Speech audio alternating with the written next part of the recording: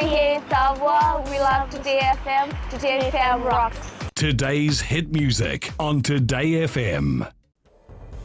Yandavanaka, Fiji, in this bulletin, suspended Sudelpa still without registered officer. Fiji police force embarks on new support project. And milk production increases by 7%. From the studios of FBC Suva, Jackie Spate.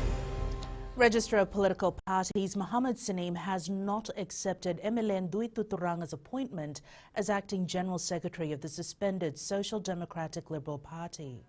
Saneem says the process for appointing a General Secretary under the suspended Sudelpa Constitution requires recruitment under nationally recognized best practices.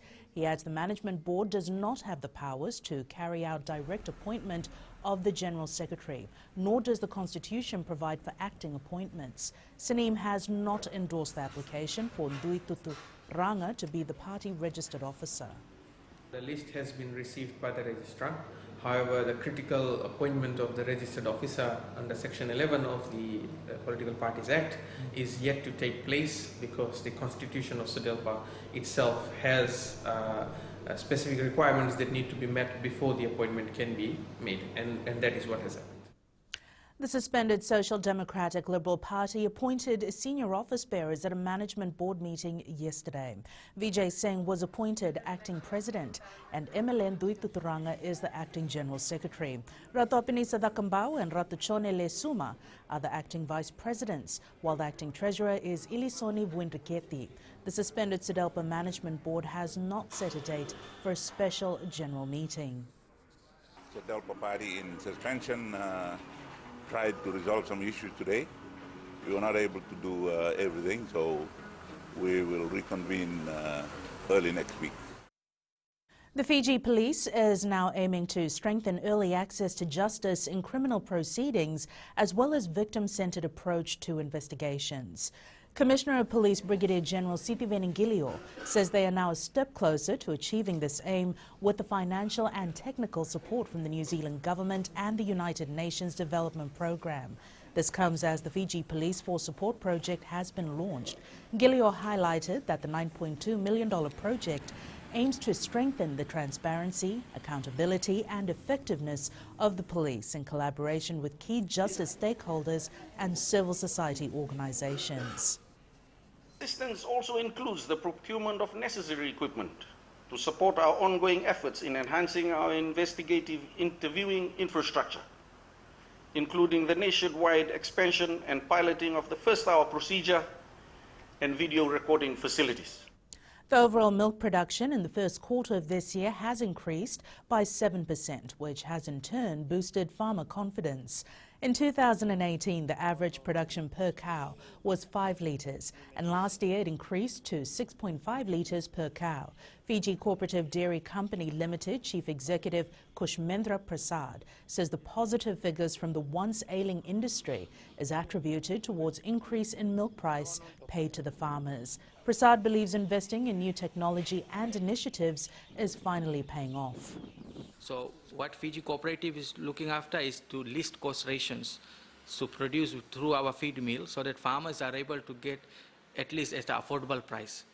The biggest intervention is calf rearing. Film Fiji has developed a protocol or guidelines that are to be strictly followed by local and overseas movie makers post-COVID-19 period. Acting Chief Executive Chone Tikovas says the protocol will only be enforced upon the government's approval to ensure the safety of those involved in the production work. 4 major productions were confirmed for this year, and Tikovas is hopeful it will still go ahead as planned once the restrictions ease.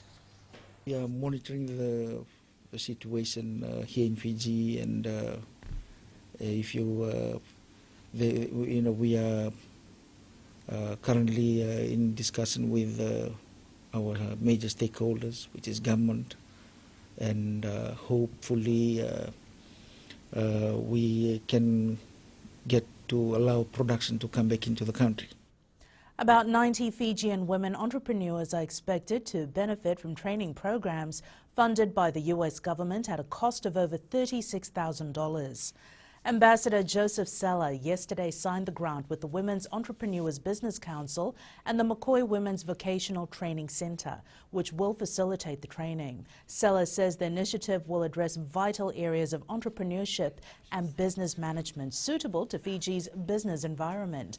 Calling the Academy of Women Entrepreneurs, Chair Eseta Nandakoitavuki says it's a platform for women in business to share innovative ideas to boost productivity. This program will allow them to talk freely to us and talk to us about the specific needs. And what we'll do as a facilitator to this particular program, we will then utilize the current skills that we have to address the needs that they have. As the tourism industry continues to take a bad hit during the COVID-19 pandemic, other small businesses that are heavily reliant on the industry are also going down the same path. Some have been forced to diversify their business to keep it floating. One is well-known local band Inside Out, who are now managing the newly opened Vunda Pork Shop at Centrepoint Suva. Inside Out band member Apakuki Nalawa says the show must go on for the band after taking a hit from one of their main sources of revenue. This pandemic has taught us to diversify, and I'm just grateful for this opportunity. I actually was working at the piggery before I pursued my career in music, and we're just blessed to cross paths again and be given this opportunity to run this wonderful business. It's locally grown, which is also a plus for us. The University of the South Pacific Special Council meeting will proceed as scheduled today. The meeting will appraise members of events at the Ahluwalia campus in Suva. USP Pro-Chancellor Winston Thompson earlier confirmed that the meeting will still go ahead as planned, adding that the meeting papers that were leaked will still be considered for the meeting agenda. Even though it may be difficult to establish who leaked the documents, Thompson says they have not ruled out further investigations into the matter. Winston says one of the items up for discussion is the Executive Committee's move to suspend Vice-Chancellor Professor Powell Ahluwalia last week. A number of USP member countries have indicated they do not support the suspension of Professor Ahluwalia. The special USP Council meeting will be held at USP's Ahluwalia campus from 10 a.m. to 4 p.m. Coming up, FRU looks for potential investors, and referees urge to keep tabs on new laws.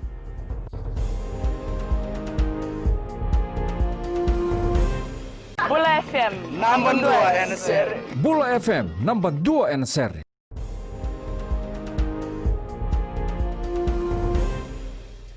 The Fiji Rugby Union is now looking at new partners for their new building, which was supposed to be erected at Gordon Street in Suva. In 2014, the then FRU chairman, Filimoni Wangabava, announced the 10-story project as an income-generating initiative to assist the union. But current FRU chief executive, John O'Connor, says the party interested in the joint venture with FRU pulled out due to other planned ideas. Person we were discussing about that interested partner had the then changes indicated he wanted to invest in something in the western wedge associated with tourism. So we are looking at other partners now, but because of this COVID-19, everything has come to a stop. Former Fijian Pearl Centre Vaiti Wangatambu will do the hard yards to earn her place in the national side for the 2023 Netball World Cup. The 33-year-old has been called back to be part of the Pearls as they prepare for the upcoming season. After failing to make the squad in the 2015 Netball World, Wangatambu used this as motivation to keep working hard. Wangatambu says she is banking on her experience as she prepares for the task ahead. I'm assuming that there's going to be a lot of competitions, especially from the young girls in the under-21 that made the last World Cup. They'll come out firing, but then as for me personally, I'm banking on my experience. Fiji Football Association's referees are urged to keep abreast with the new rules implemented by FIFA. This follows new This follows as new COVID-19 guidelines introduced by FIFA, including the ban on players spitting during matches, as well as handshakes or any form of physical contact off the field. Fiji FA Chief Executive Mohammed Yusuf says referees need to study and understand these rules in order to execute necessary penalties during matches. A lot of new rules have come in preparation for the restart. Having said that, Fiji FA board has agreed to implement all those changes when we resume.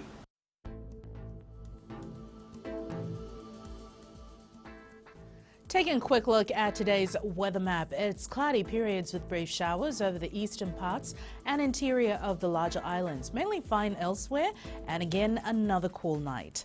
And that is your FBC Morning News. Join us at 1 p.m. and 7 p.m. for our major bulletin. Remember, in times of crisis, you need factual news that you can trust. Stop believing fake news about the COVID-19 on social media. Fight misinformation by getting only the facts about the coronavirus from verified news sources like FBC's TV, radio and digital media news. www.fbcnews.com.fj. Keeping Fijians connected with the truth.